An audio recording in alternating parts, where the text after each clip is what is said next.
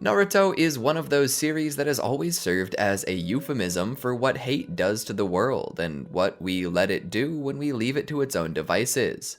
Naruto has always been about a young hero who, though he doubts, never stops believing in himself or others. This helps him to cut past the barriers that were set up to keep people out. Some people ask me what Naruto's sharpest weapon is, and I tell them that it's his words, because they never fail to cut straight to the villain's heart, and they do so without even tearing a hole. Okay, that was cheesy, but you know what I mean. Regardless, the curse of hatred has spurred on a lot of what the Naruto world has become. Particularly, the curse of hatred began with the Senju and Uchiha, but it spread from clan to clan. Now, that's not to say that every person in the Naruto world is affected by the literal curse. Now, if we count the concept of hate itself as the curse of hatred, then I guess it can. But for now, I'm limiting it only to Indra and Asura's direct descendants. After all, they're the ones affected by it the most. Now, to most of you, you might think that this is going to completely eliminate the story of Naruto, but I wouldn't think so, because after all, Indra's fall to darkness wasn't brought on by himself, now was it? Welcome to the Amagi. Before we begin, we publish a new video every day, so be sure to subscribe to our channel and ring the bell to get notified about our latest videos. We've noticed that a lot of our viewers are not actually subscribed to our channel. We're thinking that this is because YouTube is great at recommending our videos to people who would love to watch them, but if you really do want to help out the channel, make sure you hit that subscribe button. Thank you. The Amagi's reach stretches beyond just this channel, so if you're a fan of us, please consider subscribing to our other channels and following us on all of our social media. Help us reach our goal of passing 100,000 followers on all of our accounts by the end of the year. Our story begins in Konoha. And yes, I know that a lot of things change if the curse of hatred never occurred, but some things will not change, and Konoha existing is one of those things. In fact, I feel it might exist generations earlier than when it was originally founded, but for the sake of simplicity, and because I don't want to think up 15 other Kage, I'm going to say that the process of naming Hokage was a reformation brought on by Hashirama Senju and his close ally Madara Uchiha. Hokage Rock still looks slightly different, however, as Madara's face is up there as the second Hokage, Tobirama is the third, Hiruzen is fourth, Minato is fifth, and you get the point. Konoha would have been founded in the Warring States period as a way for the Senju, Uchiha, and their smaller allies to conglomerate and solidify their power. Something that gave them a boost in ability against their other enemies, who would eventually take a cue from this and start forming their own villages within the nations, eventually leading to what would be the First Shinobi World War. This war would eventually be brought to an end when Hashirama Senju searches for and captures all 9 of the tailed beasts, with which his village's striking power becomes near absolute in the face of the other nations. This ends the First Shinobi World War, but smaller wars still break out as these newly formed nations continue encroaching on the lands and resources of smaller independent states that have yet to form a hidden village.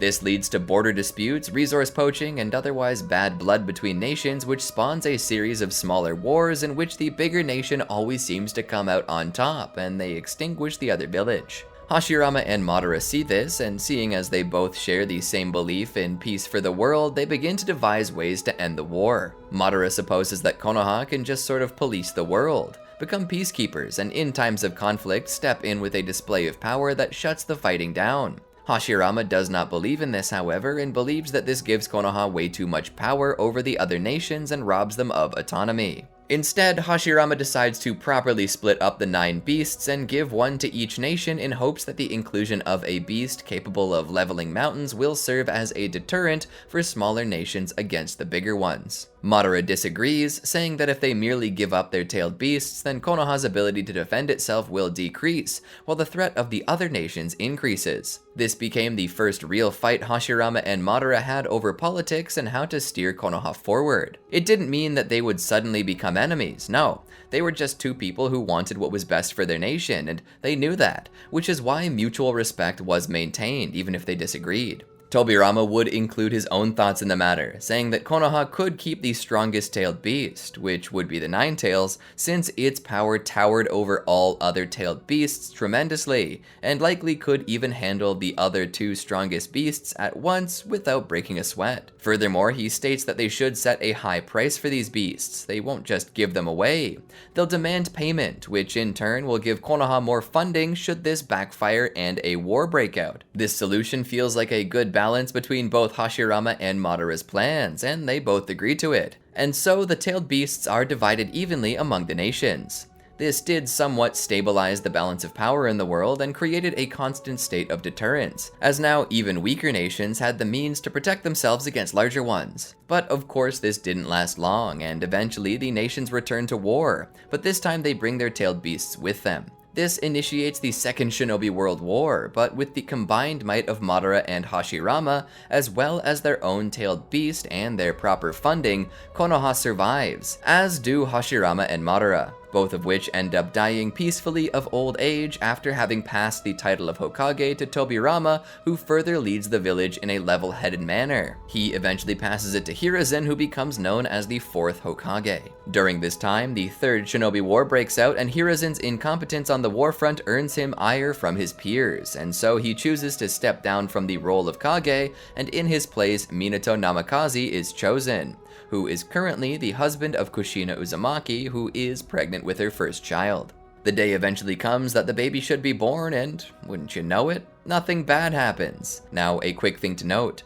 Obito Uchiha would have been buried and crushed during the 3rd Shinobi World War, but due to Madara not being a villain in this story, Obito is never rescued and instead dies an agonizing and excruciating death. However, also because Madara is not a villain, nor as of yet still living, Rin Nohara does not perish in the war, but instead goes on living in Konoha, where she eventually marries Kakashi Hatake. But if you think that our story has no villain, well, you just haven't looked hard enough. Who was it who taught the nations war?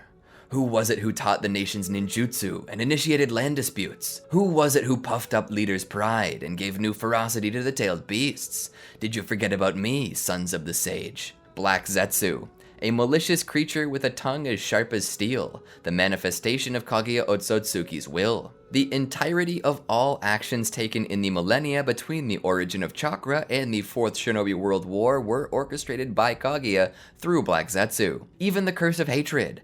Had it not been for Zetsu's meddling, perhaps Indra and Asura would have never come to blows. But his trickery and malice doesn't end just because there's no curse. No. He remains a central figure and antagonist in this story, merely changing his strategy. If he cannot force Indra and Asura to hate each other, he'll find another way to get what he desires.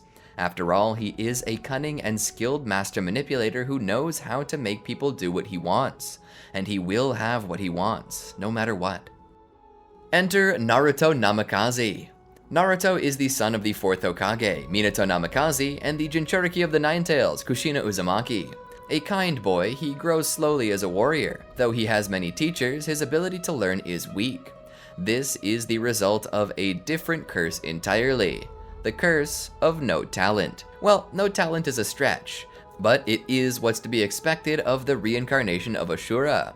His talents lie not in what he can do physically, but what he can do emotionally. The same is true of Sasuke Uchiha, son of Fugaku. Despite his incredible strength, he just can't connect with people on the same level as Naruto. Regardless, he is a very strong warrior who picks things up almost as soon as he witnesses them. Naruto races down the street where he stops at a cross-section and Sasuke's waiting for him. The two boys hug. Naruto had no siblings, so he came to view Sasuke as his brother. The two boys had known each other for a very long time and had bonded closely. This was due to the fact that Fugaku Uchiha was the current head of the Uchiha clan, one of, if not the, most prestigious clans in all of Konoha, and the most loyal by far. Fugaku would often bring Sasuke to his meetings with the 4th Hokage, where Sasuke would end up playing with Naruto. And though Sasuke had an older brother, he still viewed Naruto as a brother all the same. They weren't related by blood, but that didn't mean they couldn't be family. And so they would walk down the road together to the academy, where they'd listen to history lessons and learn the basics of using chakra. Naruto always had trouble with his jutsu and everything else that came with learning in general, but Sasuke, who was a quick learner and one of the heads of their classes, would always help him. And as lunchtime came around, Naruto found himself looking out the window. Sasuke, have you ever thought that in a past life we might have been brothers? Sasuke thought about it. I don't know for certain there even was a past life for me. I don't really know if I subscribe to reincarnation. Naruto looked back. You don't? Sasuke shrugged. But I have thought about the possibility, and if reincarnation really is a thing, then I do think that we were once brothers in a past life. I'd like to think so anyway. He would take a bite of his sandwich.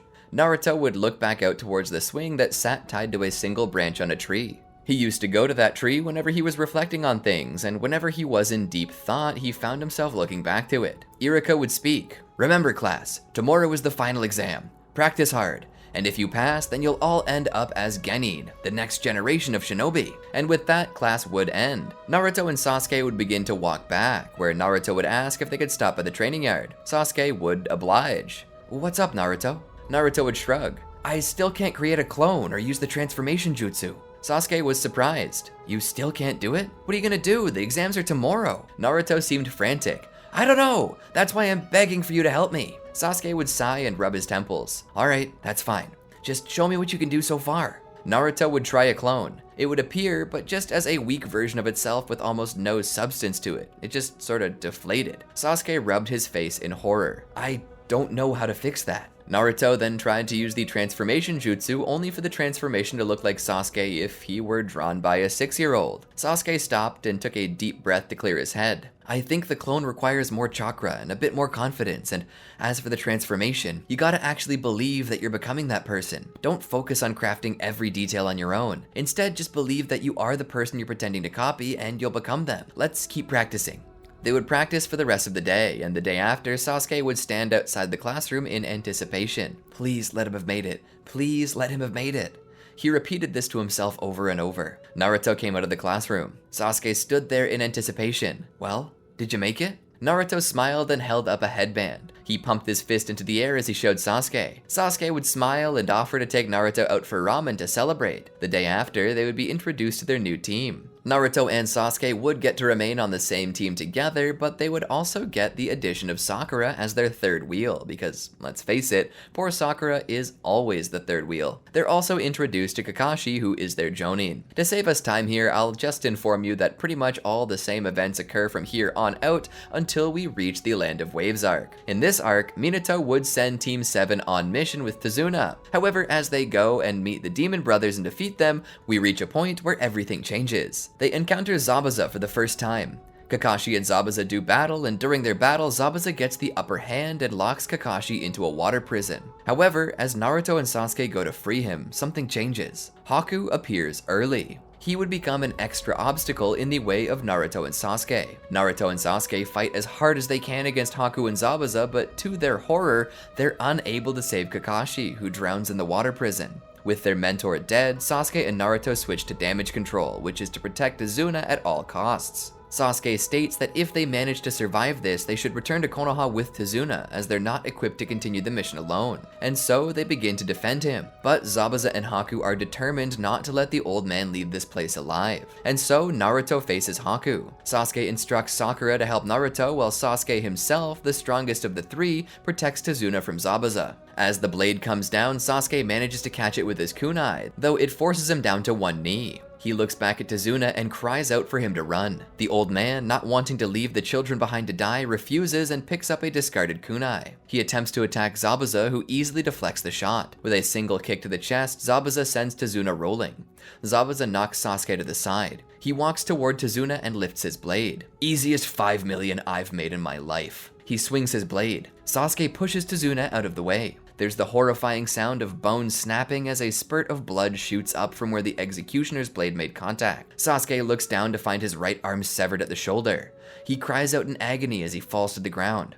Sakura cries out to him. Naruto pushes her out of the way of another strike. Zabuza then steps over Sasuke to continue his assault on Tazuna. However, before he can, Sasuke grabs his ankle. Zabuza looks down and shakes his leg free before continuing on and killing Tazuna. By this point, Team 7 is at the mercy of Zabuza and Haku. Mysteriously, they spare them without so much as a word, leaving them behind. They may have been spared, but this means very little to Sasuke, who's still on the ground, bleeding out. As Haku and Zabuza leave, Naruto and Sakura rush to Sasuke's side. He'd be laying there on his back, his arm completely gone. Blood is gushing from the wound and he seems barely conscious. Sakura taps his cheeks. Sasuke! Sasuke, stay awake! Naruto takes off his jacket and begins pressing it to the wound, trying to slow the bleeding, but nothing's working. Damn it! I can't stop the bleeding! Sasuke lays there in Sakura's arms. His eyes are half closed. He speaks. Sakura, tell my father I was brave. She shook her head. You can tell him yourself. You're gonna be okay. Sasuke's eyes dimmed a little. Tell Mom I love her. And tell Itachi that I'm sorry we never got to train together. Sakura shook her head. No! You can tell them! And you will get to train with Itachi. Just stay awake. Sasuke's eyes closed. Sakura began to wail. She cried out to the heavens. Someone, please help us! Suddenly, out of nowhere, a young boy about their age wearing a straw hat appeared before them. His eyes seemed to glow a golden or amber color. His teeth were sharp like a shark, and he gave off an intimidating aura despite his unassuming shape. Do you need help, stranger? He asked. Sakura looked up. Please, Sasuke needs help. He's gonna die. I need someone to help him. He looked at the damage. Not only was the arm gone, but a fair amount of the shoulder and even a part of the ribcage. Oh dear, that's not good. He doesn't have much time. Sakura continued to cry. Then, like the devil he was, the child smiled. I can save him, if you want. Sakura seemed confused. Huh? The child nodded. I can save him, but how I do it is secret to all. If I show you, you must keep it to yourself. Naruto and Sakura promised. The boy smiled. Good. Bring him with you. The boy opened a portal in space-time and passed through. This ability astounded Naruto and Sakura, but they followed. They carried Sasuke through. The boy pointed to a table. Put him there. Naruto and Sakura carefully lay him down on the table. He began to take things out and set them to the side. Sakura and Naruto got out of the way. The boy, despite his appearance, seemed to know plenty about the human body and how to heal it. But that wasn't the only strange thing about him. His general aura, as well as his ability to open portals in space-time, hinted that he wasn't truly what he seemed. You may call me Zetsu. She looked. How are you going to save Sasuke? The boy pulled out a blob of something. With this. Sakura looked at it. What is it? Zetsu thought about it. He knew exactly what it was. It was a clump of Hashirama's cells that had been reproduced and bonded together via Zetsu flesh, but he didn't want to divulge what this was to either of them, so he kept it a secret. This is a little something I created. It's synthetic flesh. It can replicate the flesh and bone of its user. It may take time to get used to, but it's a new type of prosthetic that will revolutionize the world. He began to work on Sasuke. This was too good to be true. He was glad that he could seize upon this opportunity. Sending those two shinobi to attack their group was perfect. Not that they wouldn't have on their own, but he had offered them 2 million ryo more to wound Sasuke but leave them alive save Kakashi and Tazuna, who they could do as they pleased with. Now he had Indra's reincarnation here before him to do with as he pleased. Zetsu's plan was simple for the time being, and that was to force Indra to awaken the Rinnegan, and to do that, he was required to merge both the chakra of Indra and Asura. Honestly, he could have just tried to get Naruto and Sasuke to swap tissue or implant them when they weren't paying attention, but that would have taken too long, and it required a fair bit of chakra-bearing tissue to be able to merge and awaken Six Paths chakra. This was a far simpler method. After all, Hashirama Senju was also an Asura reincarnate, meaning his chakra and tissue would work just the same. As he worked though, he realized just how low on blood Sasuke was. Zetsu began to panic as he hadn't stocked any blood. Your friend is dying of blood loss, he said, with a slight twinge of terror in his voice. Zetsu had been waiting a millennia for this opportunity, and he might not have it again. How could he be so thoughtless? Naruto stood up. Give him some of mine. Zetsu looked back. I don't know if that'll work. Not all blood types are the same. Sakura stood. Actually, it will work. Naruto is B positive. And while it's not a universal donor, Sasuke has AB positive blood, which makes him a universal recipient. He could take anyone's blood so long as it's positive. In fact, I can give him my blood too since I'm O positive. That makes me a universal donor. Zetsu sighed in relief. Fortune was on his side, and in fact, this would help a lot as well as chakra flowed through the blood strongly. It would further help him awaken the Rinnegan. He looked to Naruto. We only need 1 transfusion from Naruto. If you need more than that, we can take your blood next. He would then set Naruto up. He normally wouldn't care if he needed to dry Naruto out to save Sasuke, but for this moment he decided to keep Naruto alive, as Sasuke's connection to Naruto was actually part of Zetsu's plan. But this he kept secret from all. He began the transfusion and got to work. Eventually Sasuke stabilized. Zetsu would step away. I believe your friend will survive, but he's gonna need rest. At least 2 weeks. Sakura was surprised.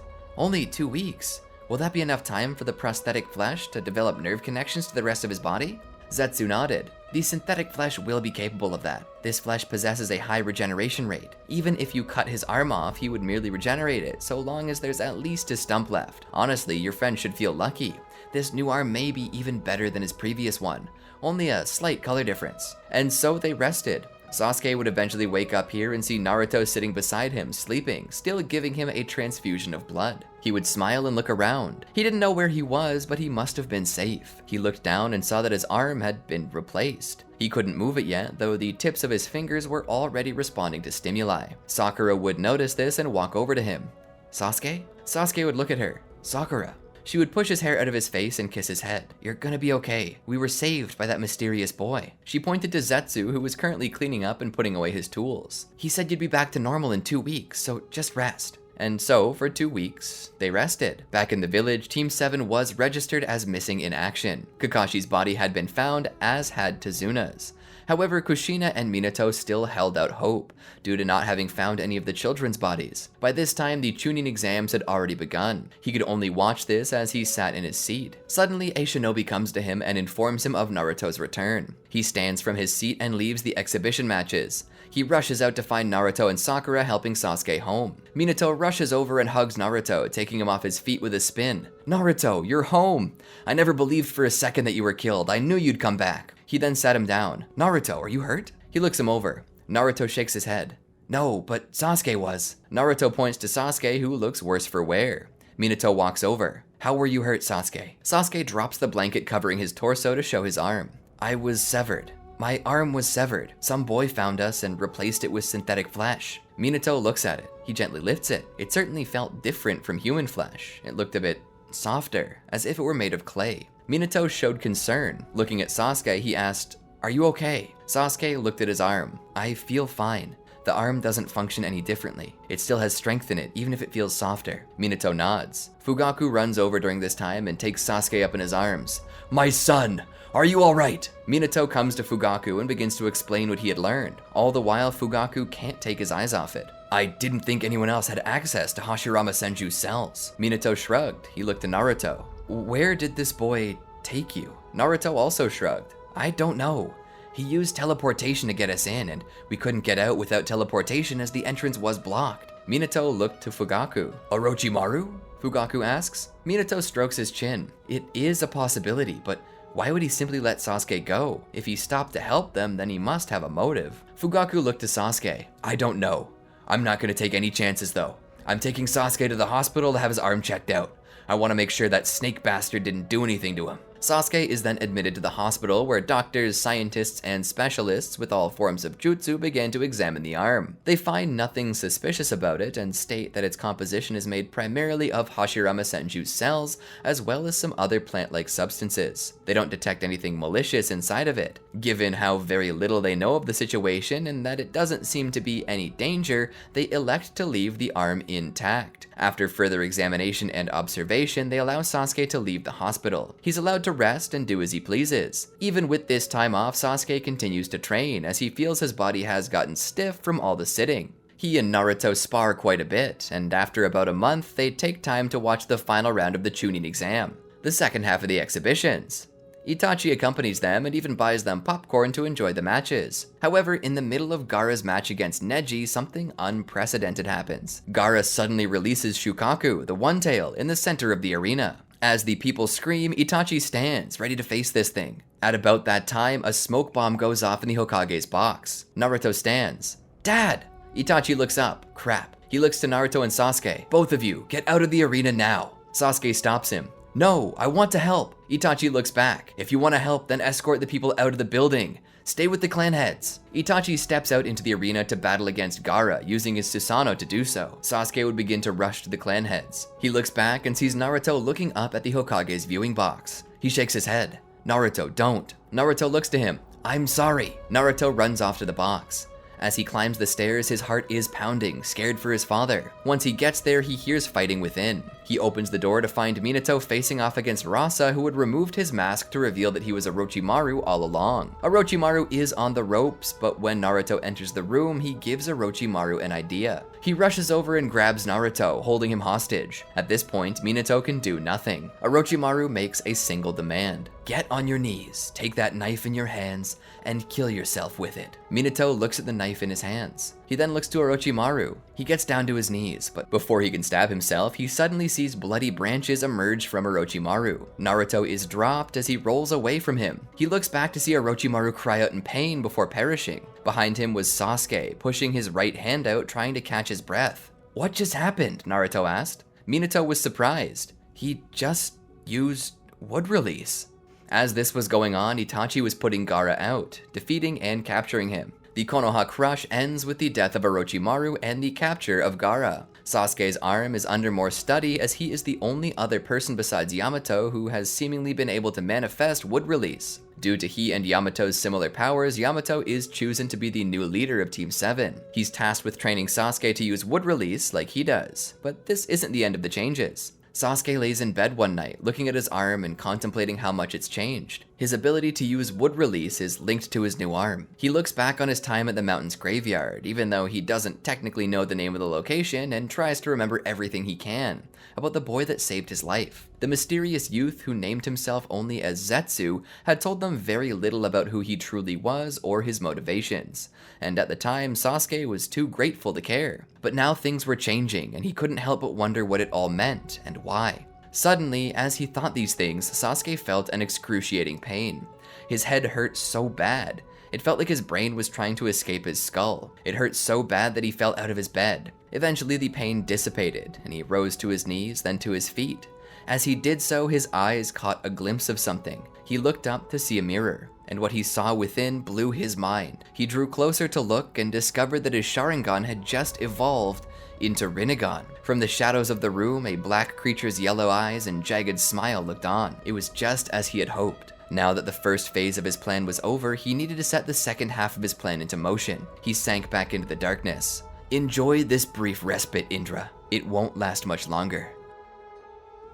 I think that's a good place to end the video for now. Honestly, I was having a little trouble writing this one due to the complexities of what needed to be done. I found myself thinking more like Black Zetsu than anything and wondering how can I manipulate Sasuke into awakening the Rinnegan. Thanks to that, I now believe I have a pretty solid plan as to what needs to happen next in the story. I'm looking forward to sharing part 2 with you, and I hope you're looking forward to seeing it. Also, don't forget to let me know in the comments what you thought of this video and what you might like to see in the next one. I'm always open to suggestions. Until next time, peace. Did you enjoy our video? Well, then be sure to check out these other great videos from the Amagi, and make sure to subscribe and ring the bell to get notified about our latest videos.